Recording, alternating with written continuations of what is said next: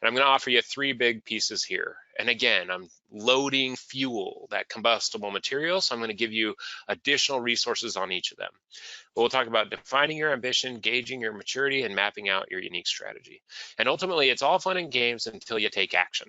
So again, when we get to the end of this mindset shift, I'm going to ask you, what's your next best action step? Defining your ambition is really around that articulation of what we are trying to achieve. When we move past project by project and start to take on growing change capability, enterprise muscle, we acknowledge, and you all identified in that very last poll, that getting our senior leaders on board is a key component of it.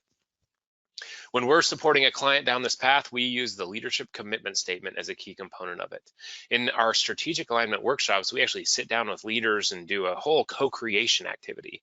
What you see here is sort of an example of what that one would look like. There's a lot of words here. You don't necessarily need to read it all, but it's the leaders telling the organization why it matters that we take on building change muscle, that change is the norm, that getting good at change is critical for us being successful, and that we are going to seriously take on investing the time and energy to get great at change. That's that ambition. So the leadership commitment statement is something we work with our clients to build. We also work to define what the future state looks like. So what would I find in your organization in 3 years when you've succeeded at building enterprise capability? Each client, each organization builds their own vision of what that future state looks like, but we often see things like active and visible leadership on each and every change initiative, a common language around change, mindset for change, an integrated change management and project management function. We have a community of practice, or maybe a center of excellence, or a change management office. We have activated change enabling roles. So everyone, top to bottom throughout the organization, understands and defines their role in terms of how they support change. And we have accelerated business outcomes, because in the end, all of this is to help the organization become who it wants to become. So once we start to apply structure and intent to growing this change muscle, we need to define our ambition. Where are we trying to get?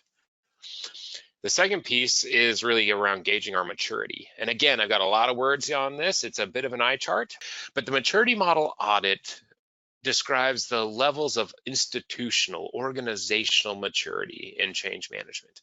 From level 1, where it's absent or ad hoc, we see it maybe on occasion practiced by a lone practitioner here or there, up through isolated projects into multiple projects where we start to see some momentum, some connection.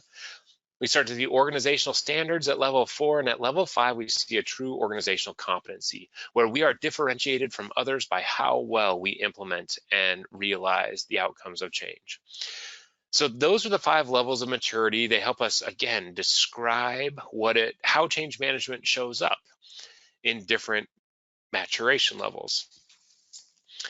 Gauging your maturity takes it a step further. That's where we say, can we diagnose where we are today and where we want to go? The change management maturity model audit gives us that diagnostic tool to explore not just the 5 levels of maturity, but really 5 specific capability areas where that competency of change management comes to life, in how our leaders lead change and how we apply change management, and the competencies we've built throughout, and how we've standardized and how we socialized change as a capability. The maturity model audit lets us gauge that maturity once we've embraced this mindset shift. Establish the baseline. Where do we want to focus? So we'll often do this as a co-created activity to not only elevate the conversation, but create more shared understanding about what it means to grow change capability. So define your ambition, gauge your maturity. And then my third piece around applying structure and intent is around mapping out your unique strategy. So the maturity model describes maturity. The ECM strategy map gives us the tactics we can take to get the organization moving forward. What leadership tactics can be taken to get change management more on the radar? Can we get our leaders to ask for change management reviews? Do we have a committee around becoming great at change? What tactics can we take to get it attached to our projects?